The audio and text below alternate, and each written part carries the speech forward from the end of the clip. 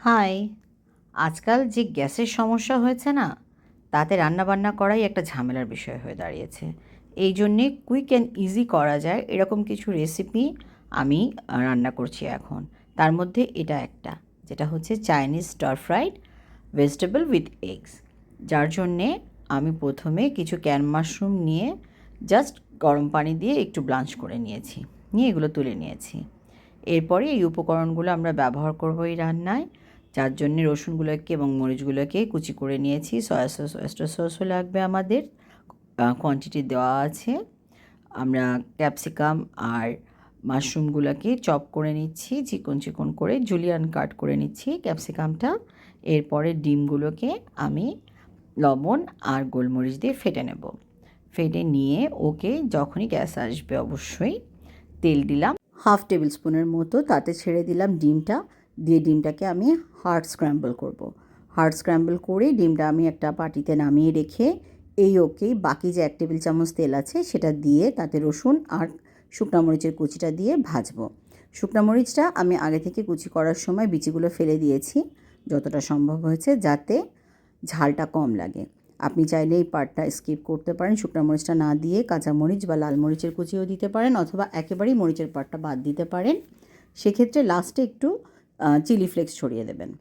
আর এখন আমরা এর মধ্যে ক্যাপসিকাম আর মাশরুমের কুচিগুলো দিলাম, দিয়ে একটু সতে করে সয়া সস আর ওয়েস্টার সস অ্যাড করলাম। সামান্য লবণও দেবো, বাট খুব বেশি না, কারণ সসে অলরেডি লবণ থাকে।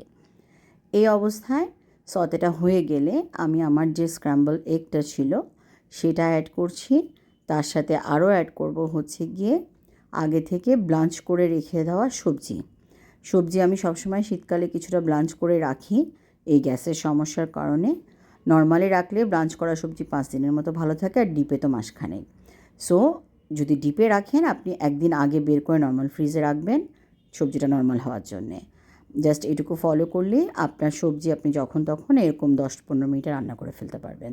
এখন আমি এটাতে অ্যাড করে দিচ্ছি এমএসজি, কালো গোলমরিচের গুঁড়া, ধনেপাতা, কাঁচামরিচ। ধনেপাতার সাথে আপনি পেঁয়াজ পাতা, পেঁয়াজের কুলি, এরকম বিভিন্ন হার্বস অ্যাড করতে পারেন। সবজিও আপনি আপনার পছন্দ ওয়াইজ অ্যাড করবেন, তবে লিফি ভেজিটেবল এই স্টার ফ্রাইটাতে না অ্যাড করাই ভালো, কারণ লিফি ভেজিটেবলগুলো আবার শুধু করলে, যেমন বাঁধাকপির আমি একটা দেখিয়েছি এর আগে, ওটা বেটার হয়। হ্যাঁ, সো এইভাবে যখন আপনারা স্টার ফ্রাইটা করবেন ট্রাই করবেন লিফি ভেজিটেবল না দিতে। এখন আমি সামান্য চিনি দিব, লাস্টে নামানোর আগে লবণটা চেক করব, টস অ্যান্ড টার্ন করে ডিশ আউট করে পরিবেশন করব। আর গরম গরম এনজয় করব Chinese stir fried vegetable with egg ডিশটা। এরকম আমার রেসিপি বা অন্যান্য ভিডিওগুলো আপনাদের ভালো লাগলে please like, share, subscribe or follow. Thank you, bye by.